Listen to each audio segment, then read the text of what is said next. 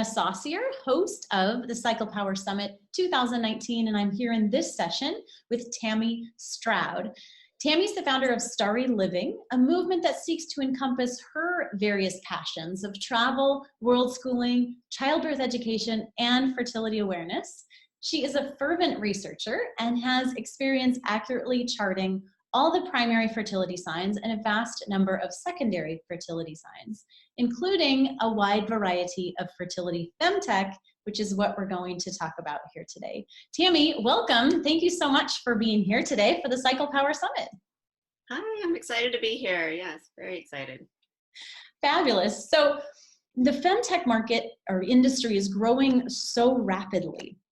I mean, I've read a few different articles recently that predicts femtech to be a $50 billion industry by 2025, which is a little bit more than 5 years, right?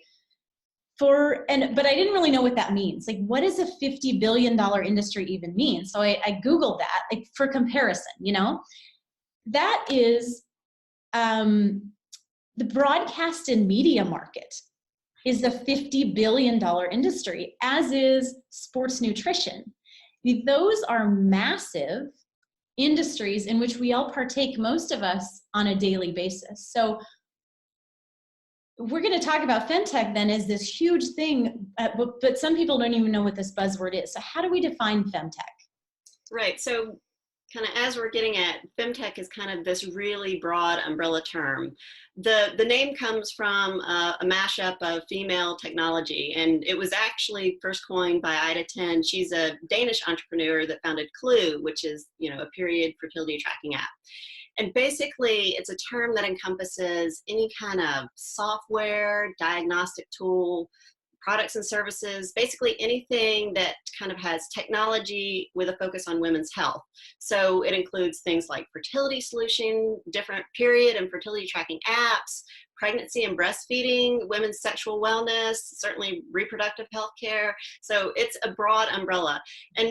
But mostly what I'm interested in is the femtech that helps women determine their fertility status. So basically, it's where femtech intersects with modern fertility awareness-based methods. Right, okay, and so that's the piece of it that we want to focus here in our discussion, and that's relevant for the Cycle Power Summit. Thank you for that, because it does get confusing that it actually encompasses all of that. So if we're looking at particular devices for tracking fertility awareness, either for health maintenance or for family planning, and the apps available, is there a way to then, now that we've categorized it to what we're talking about, to then categorize just what we're talking about for discussion purposes, the different kinds of things that are out there? Right. So I think there's kind of a couple different ways to categorize it. And what I like to do is kind of go through a series of questions for, like, a woman can ask herself with regard to this device or app to help her make a decision if this is going to be a useful tool for her to use. So one question is this a tool to help you self-interpret your own fertility status, or is this a tool to determine, that says it will determine your fertility status for you? So like with an app, for example, so you can have an app that's basically works like a paper chart on your phone. So the same way you have a piece of paper and you can chart your fertility on that sheet of paper and you have to self-interpret it, the app functions the same way. You enter your data into the phone and it just graphs it in an easy to read, easy to understand, convenient way. So it doesn't interpret for you, but it helps you self-interpret. Then there are also apps that you enter your data and it will tell you you are fertile or infertile. And just setting aside how effective that is, those are what the apps claim to do. Also, when we're thinking about devices, you can have like a device that helps a woman to make fertility charting simpler. So for example, there's a wearable thermometer called Temp Drop, and you can wear that thermometer to make getting your basal body temperature chart easier, because when you do chart basal body temperature, you kind of have to get in a regimented routine. You have to make sure you get enough sleep, wake up at a certain time each morning, take your temperature right when you wake up. So you kind of have to get in that routine to make sure you get good data. And what this device does is makes it simpler so that if you get disturbed sleep at night or if you wake up later, you can still have a temperature for your chart. And so it helps a woman to gather accurate data more simply, but it doesn't self-interpret for you. So that's the temp drop. Right. Are there other devices that do that same thing, or is that the only one? Well, there's other devices that are different ways to get your temperature, but a lot of them will come with a fertility interpreting app, or a temp drop is my favorite of all of those, honestly, because some of them will not use as a sophisticated algorithm, because temp drop looks at different your motion and the temperature and kind of has a more sophisticated algorithm rather than just picking the lowest temperature at night. And it's also a device that when the battery runs out, you can just change the watch battery. So that's a lot more convenient than, okay, the whole device is dead and I have to buy a whole new device. So that's some of the reasons that I like this device over some of the other, like there's internal wearable basal body temperature trackers, and there's another wearable, but I don't like their algorithm as well as temp drop. So there's so much out there. So what we're talking about, and I want to try to interpret a little bit of this for our audience, because we're talking about basal body temperature as one of those primary fertility signs, right? Right. So that's important to note. So when we're talking about those devices or apps that determine your fertility for you, how do they do that? Are they all based on like a unique algorithm, or are some based like on the old rhythm counting, or is it just all over the place? Yeah, well, I don't. All over the place is kind of a good way to describe it. So, like, if we're thinking about like how to categorize, to kind of go back to that, one of the things you want to ask yourself is, can I safely use this tool for avoiding pregnancy? And if so, what evidence do I have that lets me know that? Or is this device only approved for trying to conceive? Because a lot of femtech devices out there, even if women are trying to use them for avoiding pregnancy, or if their marketing is kind of blurring the line a little bit, they're technically only for trying to conceive, and they haven't been studied, and you don't have enough evidence to let you know that they can be safely used for avoiding pregnancy. And another kind of interesting thing in that arena of thinking about it is, there is an example of a device that's technically only for trying to conceive, but independent researchers have developed a fertility awareness-based method protocol and studied it to use it for avoiding pregnancy. And there's lots of different biomarkers that these devices use. So what hormone the biomarker the device is measuring is giving you information about, like, this is really important, because that can give you information about, is this device indicating fertility based on a calculation, or is it based on the hormonal biomarker change? Okay, so that's a distinction that we need to make.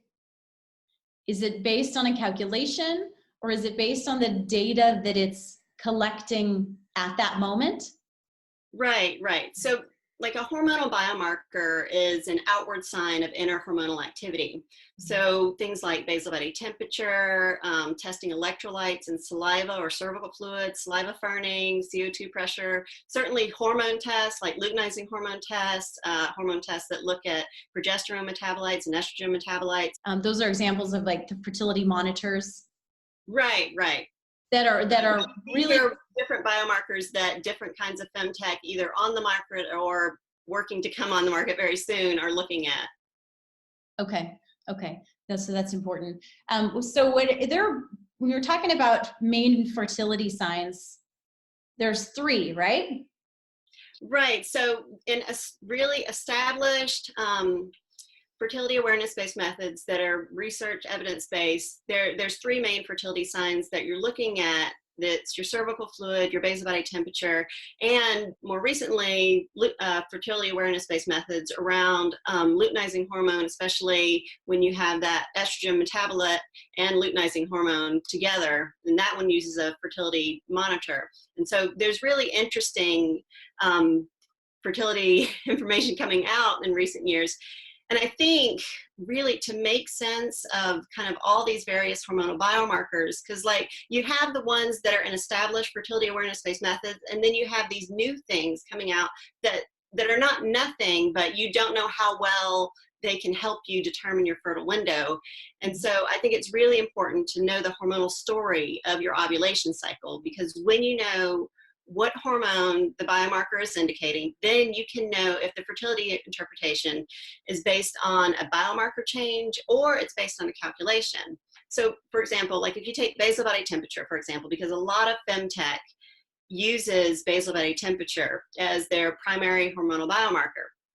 So basal body temperature is progesterone influence. And when we see progesterone is at the end of the cycle after ovulation. So progesterone has a thermogenic effect, and it raises a woman's body temperature, core or basal body temperature just ever so slightly. And so when you're looking at basal body temperature, you're looking for a pattern of lower temperatures followed by raised temperatures.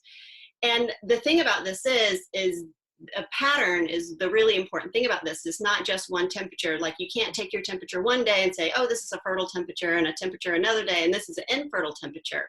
Yeah. So the pattern indicates that ovulation has passed. So you get biomarker information for that you're in your luteal phase. But a lot of these Femtech devices will be giving you information about these are follicular phase safe days. And so if you know what that biomarker is indicating, that it's all about the luteal phase safe days, then you know these follicular phase safe days, those are based on a calculation. And because the data does not inherently tell you anything about your fertility status, so it could only be indicated through a calculation. Now, actually, I don't have anything, there's nothing inherently wrong with a calculation, but there are certainly limitations, and women should know those limitations in order to be able to safely use a calculation. So an important thing about a calculation is it will not change in real time. Once it's set for a cycle, then it's either right or wrong. So with a biomarker indicator, if you ovulate earlier or later, it's going to change with real time. With a calculation, it's set. And we're talking about calculations, is this a universal calculation, or are any of them set for their calculations to kind of dynamically adjust depending on your past cycle data? Right. So with a calculation, there's kind of and it depends on how much data the device or algorithm or whatever has on you.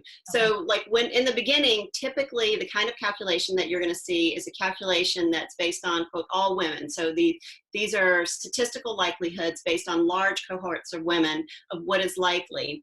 And the big key to a calculation is being regular. So you want to have regular occurrence of cycle, regular cycle length. And another big tell if a Femtech device is using a calculation is if there is a cycle length restriction. So if it tells you only women between 20 and 40 have cycles between 20 and 40 days should use this, then you know either in part or in whole, somewhere in this, the fertility information it's giving me is based on a calculation.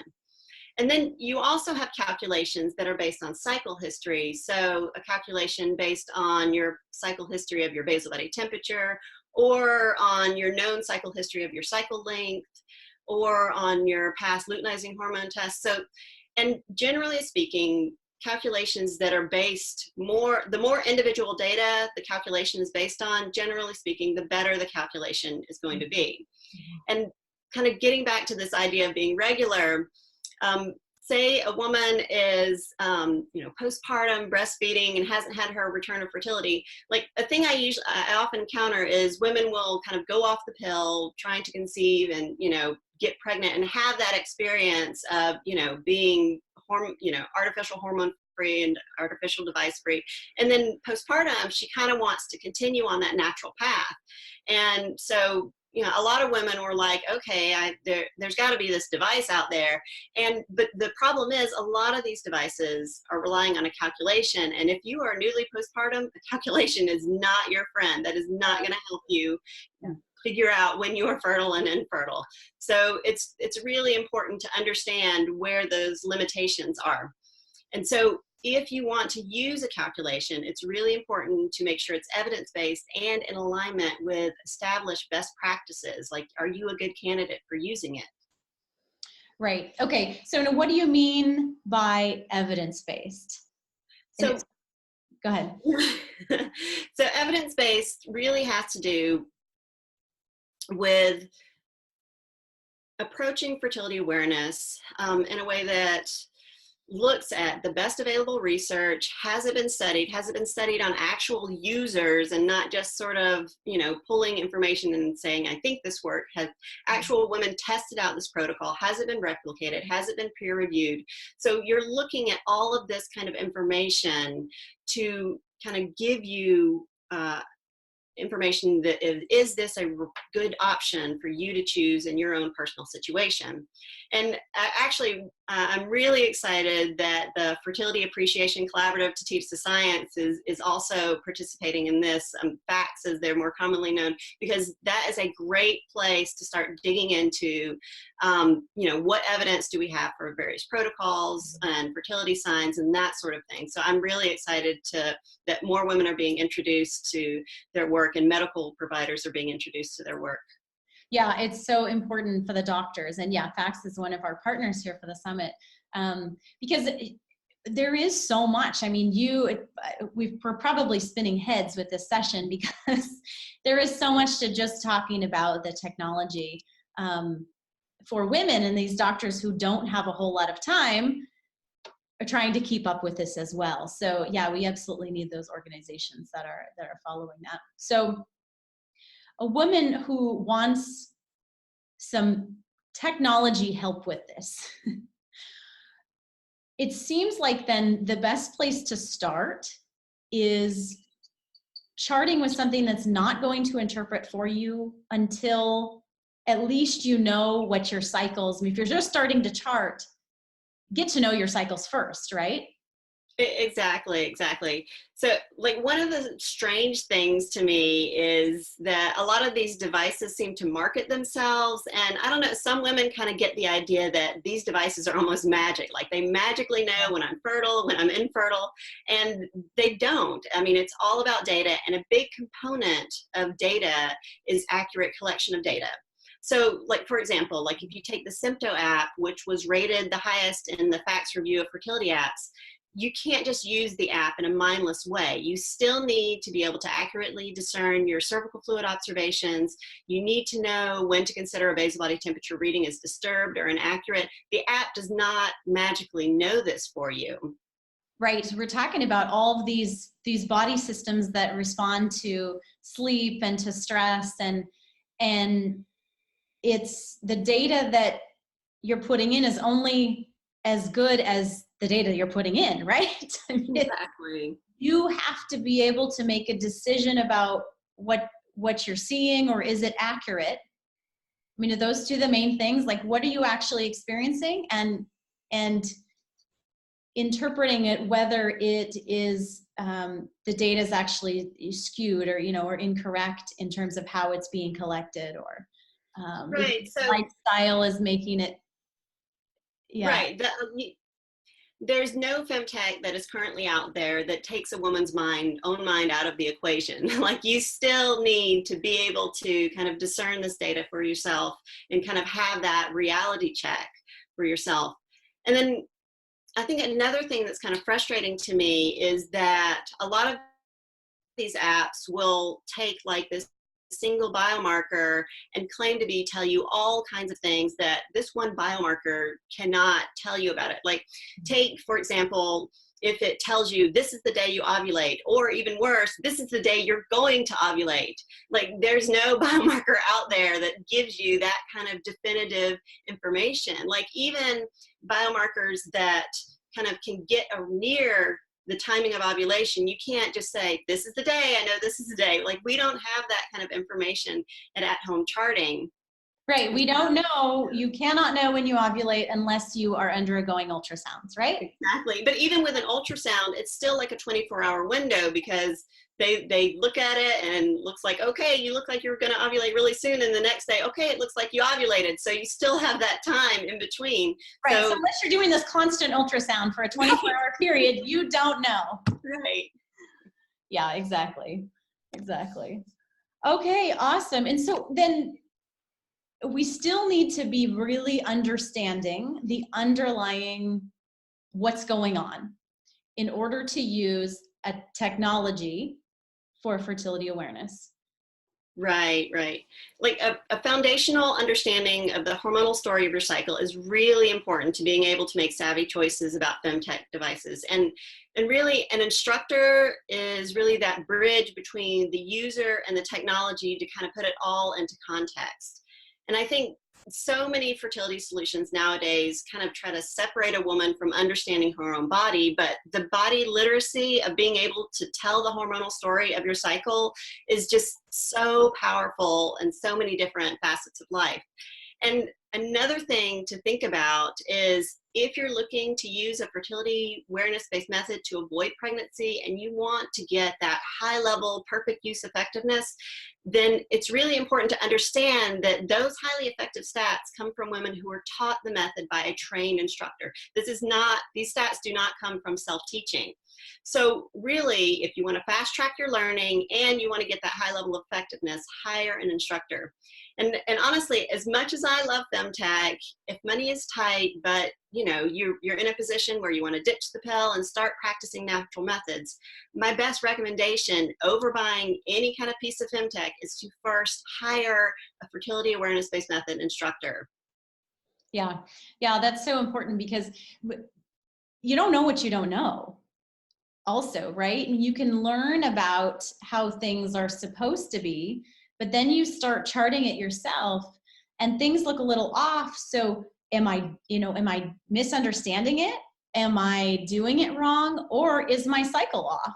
And so, just to have somebody who can work on translating that for you, it's kind of like, learning a different language. You can pick up a dictionary and you can pick up some books and start learning, but until you start talking to somebody in that language, you don't really learn that language. Exactly. You know that. Awesome. So Tami, thank you so much. There's so much here.